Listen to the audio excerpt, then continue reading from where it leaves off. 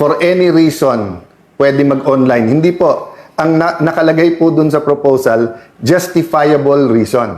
Wala pong katotohanan na yung amendment ng rule na to ay nakaugnay sa amendment sa rule sa impeachment.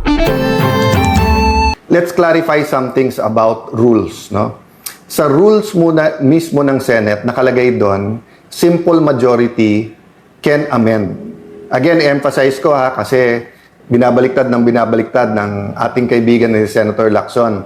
Sabi niya, okay lang pag-usapan yung rules, wag lang i-railroad. Wala pong railroading. Ang sinasabi po kasi niya, nasa committee yung rules.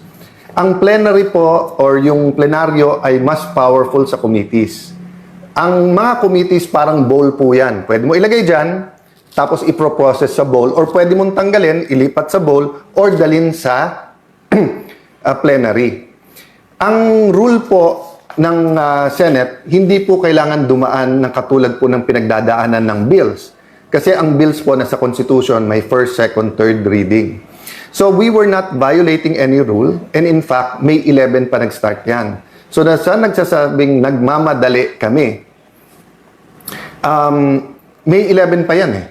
So sabi nila, Monday na lang. Bakit? Kasi po, iilan lang sila nandun during that Tuesday night. But the point is, we were ready to defend and talk about the proposal. Ang dami na po lumabas na hindi totoo. For example, for any reason, pwede mag-online. Hindi po. Ang nakalagay po dun sa proposal, justifiable reason. And the Senate President still has to consult the Majority Leader and Minority Leader case-per-case basis. So, hindi po to blanket na anytime for any reason, pwede ka na mag-online. O sabi pangalawa, pandemic lang kasi to bringing up. Hindi po. Panahon pa ni Senator Trillanes, kay Senator De Lima, bringing up na po to. Yung ibang nagkri-criticize po ngayon, tignan nyo po yung mismong sinulat nila at reasons nila. They were arguing from the point of view of representation. So, representation is very important now. Why? Because it's all about control. But before I talk about control,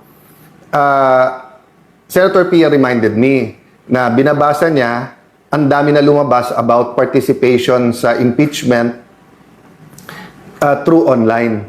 Wala pong katotohanan na yung amendment ng rule na to ay nakaugnay sa amendment sa rule sa impeachment. Bakit po? Unang-una, inadapt na po namin yung rule sa impeachment. Pag binago namin yun, ipapublish pa, tatagal pa po yun. So, ngayon po, ang pinag-uusapan ay rule sa Senado. Wala pong katotohanan yung mga nagpo-post na nagsasabing ito po ay may kinalaman sa impeachment. Yan ang ating Bravo Balita. Salamat sa panonood. Follow at subscribe at like na po kayo sa aming Facebook, YouTube at TikTok channel.